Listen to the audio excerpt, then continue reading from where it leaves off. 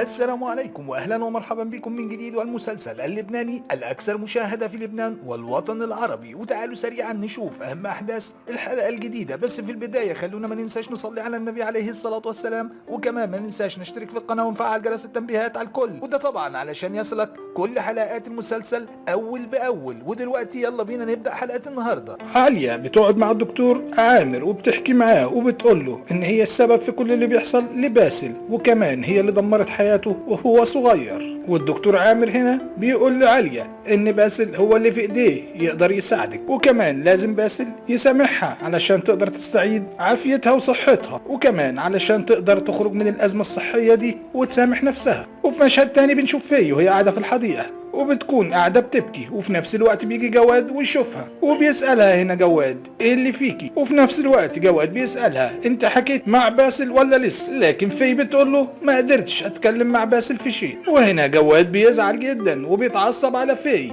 وكمان هو ما بقاش يصدقها في اي حاجة بتقولها له بعد كده، وفي نفس الوقت بيسيبها وبيمشي. وفي بترجع تاني وبتروح لباسل وبتحاول تتكلم معاه، وفي نفس الوقت بنشوف عالية بتروح لغرفة باسل، وباسل بيكون منهار وتعبان نفسيا كتير جدا، لكن في نفس الوقت بياخد عالية في حضن، وكمان بيقول لها انه محتاج لها كتير جدا. وفي بتشوف المشهد ده وبتبكي وبتاخد وتدي مع نفسها، وبتقول انها مش هتقدر تحكي مع باسل في اي شيء بعد المنظر اللي شافته ده. وعالية بتفضل قاعدة مع باسل لغاية لما بيهدى وينام، وفي النهاية بتسيب الغرفة وبتخرج.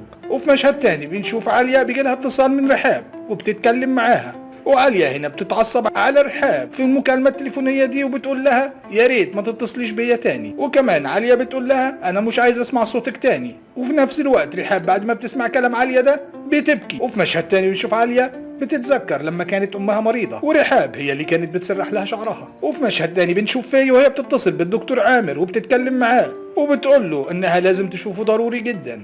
ولغايه هنا وسريعا اعزائي المشاهدين انتهت حلقه النهارده، واستنونا الحلقه اللي جايه، ودمتم في رعايه الله وامنه.